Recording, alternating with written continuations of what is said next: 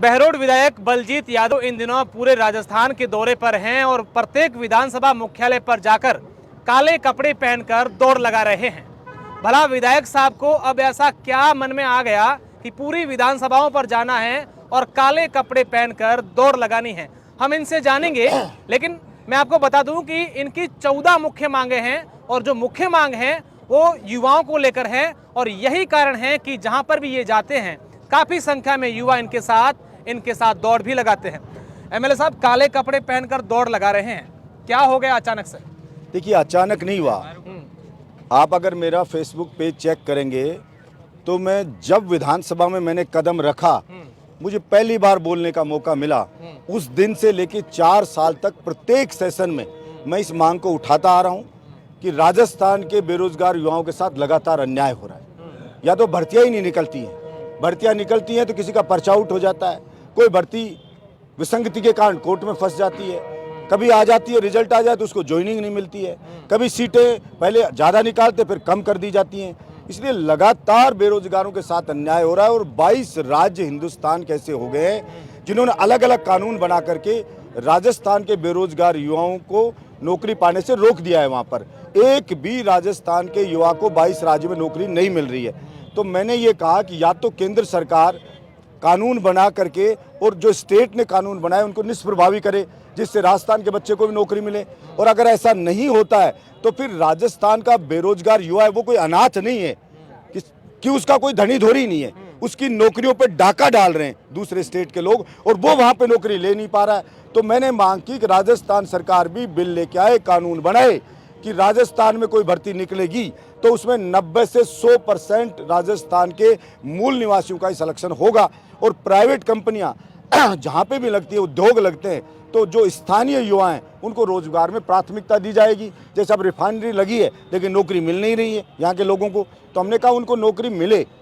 ज़मीनें हमारी ले रहे हैं अभी कि सोलर पार्क लगाएंगे, कोई 1.5 लाख बीघा अभी देने का अडानी को है, 38,000 एकड़ पहले ले चुके हैं, रिलायंस अलग ले रही है। तो मैंने पूछा क्या इनको रोजगार राजस्थान के लोगों को देंगे, तो कहा ऐसा कोई कमिटमेंट नहीं है। हमने कहा कि भाई ये बिजली फ्री कुछ देंगे, नहीं देंगे, कोई रियायत पे देंगे, नहीं देंगे, कोई खास रेवेन्यू मिलेगा सरकार को, नहीं मिलेगा। तो कौड़ियों के दाम राजस्थान की जमीन को इन पूंजीपतियों को क्यों लुटा रही है सरकार? अच्छा यादव जी, इसमें अगर आप जो बात उठा रहे हैं कि स्थानीय युवाओं को, यहाँ के राजस्थान के युवाओं को रोजगार मिलना चाहिए सरकारी नौकरियों में, तो कहीं ना कहीं भाषा का मामला कहीं बीच में नहीं आता? आपको लगता नहीं कि भाषा को भी मान्यता देनी चाहिए ताकि वो भी इसमें साथ में ऐड हो जाए? नहीं, मैंने पहले क्या कहा, आपने शायद पूरा सुना नहीं। मैंने विधानसभा में आवाज़ उठाई, संशोधन भी कराया कुछ में कि भाई आप ज़्यादा कुछ नहीं कर सकते, बिल्कुल मिट्टी ले रखी है सरकार ने। अरे तो भाई इंजीनियर का एग्ज़ाम में इंजीनियर तो उसमें टेक्निकल लेते हो तो वो ज़रूरी रहे, दूसरे एग्ज़ाम लेते हो, आप जीके ले रहे हो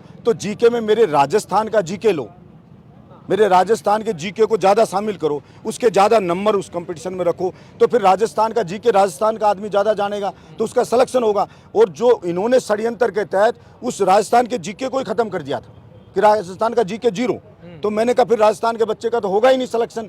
तो इसलिए ये षड्यंत्र हो रहा है हमारे साथ में। मैंने कहा चुटपुट भर्ती निकालते हो, कंप्यूटर अनुदेशक की भर्ती निकाली शिक्षक की 10,000, इतना टफ पेपर दिया है कि पास मिनिमम मार्क्स ही 7,000 लोग लड़के ले पाए। अच्छा। तो हमने कहा कि पेपर जैसा लेवल का एग्जाम हो वैसा दो। आप कांस्टेबल की परीक्षा लेते हो, पेपर उसको आईएएस लेवल का थमा देते हो। अरे कांस्टेबल बलिष्ठ होना चाहिए, स्टेमिना होना चाहिए, जो गुंडे बदमाश से लड़ेगा उसको चुनो आप, लेकिन उसको आप दरकिनार करो उस योग्यता को। और आप कह रहे हो कि इतना टफ पेपर दे रहे हो, वो कौन सोल्व करेगा? जो पेपर चुरा के लाएगा वो सोल्व करेगा, या कोई गिने चुने पढ़ने वाला सोल्व करेगा? तो फिर किसान के, मजदूर के बच्चे का सिलेक्शन कैसे होगा? अच्छा यादव जी, ये तो युवाओं की बात होगी, इसके अलावा भी आपकी काफ़ी मांगे हैं, 14 मांगे हमने सुना है। बिल्कुल मेरी मांगे हैं।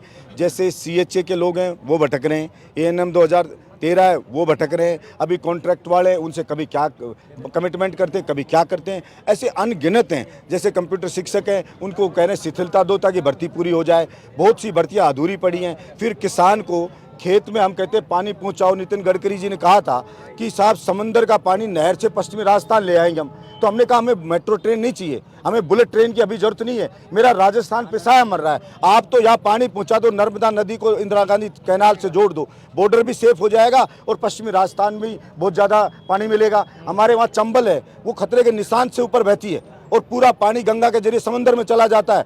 कम से कम 13 जिले के लोगों में सिंचाई हो सकती थी, लेकिन पिछली सरकार ने बजट जारी किया, इस सरकार ने 1 साल पहले बजट जारी किया 4000 करोड़ और अब फिर जारी कर दिया, लेकिन एक फावड़ा भी नहीं चला है सरकार ने अभी तक। केंद्र सरकार है, मिलिट्री में भर्ती है, हर साल 80 से 1 लाख बच्चे नौकरी लगते थे मिलिट्री में। पिछले कुछ सालों से एक भी भर्ती मिलिट्री में नहीं निकल रही है। अब निकाली है तो क्या 4 साल की नहीं निकलेगी? 4 साल के अंदर भी 1.5 साल ट्रेनिंग होगी, 2.5 साल नौकरी करके उसको रिटायर कर दिया जाएगा, पेंशन उसको मिलेगी नहीं। 12th क्लास का बच्चा 2.5 साल में रिटायर हो जाएगा, क्या खाएगा, क्या बच्चों को खिलाएगा? अच्छा, तो आप ये कह रहे हैं कि आपकी लड़ाई केंद्र और राज्य सरकार दोनों से? देखिए, मेरी लड़ाई केंद्र या राज्य से कोई लड़ाई का मसला नहीं है, हम सिर्फ हमारा हक मांगते हैं। अगर हमारे साथ इनजस्टिस स्टेट गवर्नमेंट कह रही है तो उसको भी कह रहे हैं, कोई सेंट्रल गवर्नमेंट कह रही है हम तो उसको भी कह रहे हैं। मैंने राजस्थान की विधानसभा में 2 साल पहले कहा, ये मेरी मांगे मान लो, मैं विधायक पद से रिजाइन कर देता हूं और आपका कोई एमएलए भेज देना, उसको जिता के और भेज दूंगा। मुझे राजनीति नहीं करनी है, लेकिन ये मांगे मान लो, लॉलीपॉप नहीं लूंगा।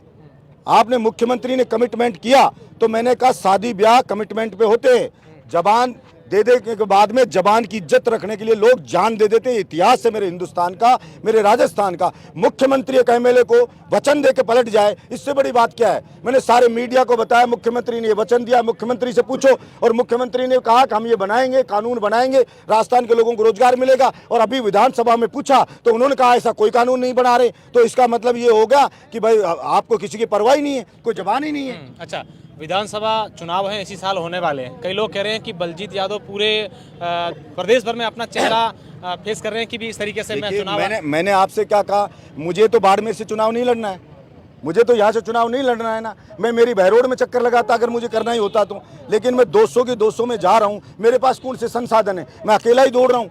मैं तो कोई ये नहीं दौड़ रहा, मेरी सुरक्षा घेरा रस्सार लेकर चलो, सारे चलो, मैं दौड़ रहा हूँ, खून पसीना बहा रहा हूँ। तो जो कोई कहने वाले वो भी बहा लें पसीना, वो भी आ जाए मेरे साथ।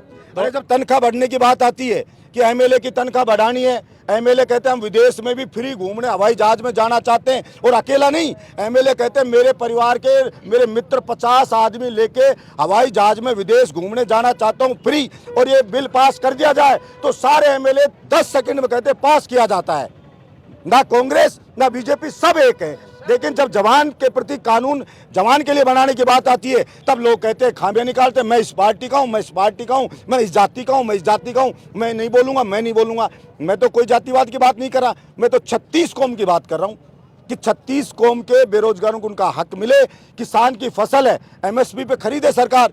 सरकार जब फसल आती है खरीदती नहीं है और दर दर की ठोकरें खाता फिरता। बाजरा मेरा राजस्थान 45% पैदा करता है पूरे हिंदुस्तान का, लेकिन बाजरा मेरे पड़ोस में हरियाणा में खरीदा जाता है 2400 रुपए क्विंटल और यहाँ पे बेचता है 1200 रुपए क्विंटल। आधे रेट में बेचने को मजबूर है। क्यों नहीं सरकार खरीदती उसको? यादव जी, पापा जी रिटायर्ड फौजी है और खेती कर रहे हैं, बेटा युवाओं के लिए दौड़ रहे हैं, कोई ठेका ले रखा है क्या?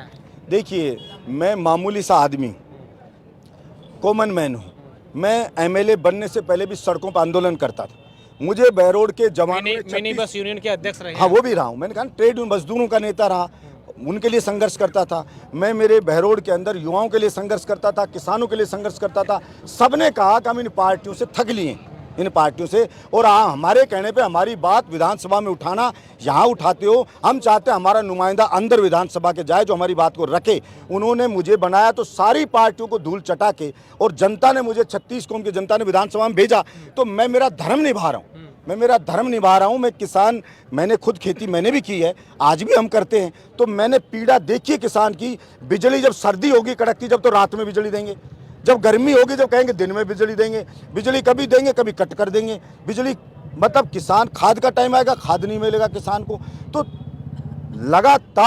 लगातार जवान किसान के साथ अन्याय हो रहा, सरकार ये समझती है। अच्छा सर, युवाओं का कितना सपोर्ट मिल रहा है? हम देख रहे हैं जहां आप जा रहे हैं युवाओं का एक रिलंपे लग जाता है, बड़ी संख्या में युवा आपके साथ। आप ये देखिए, ना कोई अनाउंसमेंट कर पाए, है ना कोई भी। कल मैं अभी बायतू में गया, बायतू में तो 5 मिनट हुई होंगे, 5 मिनट में इतने जवान आ गए, इतने बुजुर्ग आ गए, और वो इतना अफसोस कर रहे कि अगर कोई हमें बता देता एक दिन पहले तो कितना बड़ा हुजूम आ जाता। क्योंकि मेरे पास संसाधन नहीं, उनके मेरे पास संसाधन तो है नहीं, गाड़ी घोड़े सब चले, सब प्रचार प्रसार हो। मैं तो खुद अपने को कष्ट दे रहा हूँ कि भाई कोई भी भाई होगा कहीं सोशल मीडिया पे डाल दो, किसी को पता लगेगा आ जाएगा। मैं जीवन में पहली बार बाड़मेर की धरती पे मैंने कदम रखा है और इतने सारे ये युवा साथी हैं, ना तो मेरी कोई पार्टी है, ना मेरा कोई संगठन है, मेरा कोई लेना ना मेरा देना, लेकिन ये भी सोशल मीडिया से जुड़े हुए हैं तो मुझे प्यार करते हैं। इनको भी भरोसा है कि हमारे लिए करेगा। अरे जब उन पार्टियों से लड़ रहा है, हिम्मत से ये होती है मुख्यमंत्री से लड़ने की कि जो 4 साल लड़ रहा है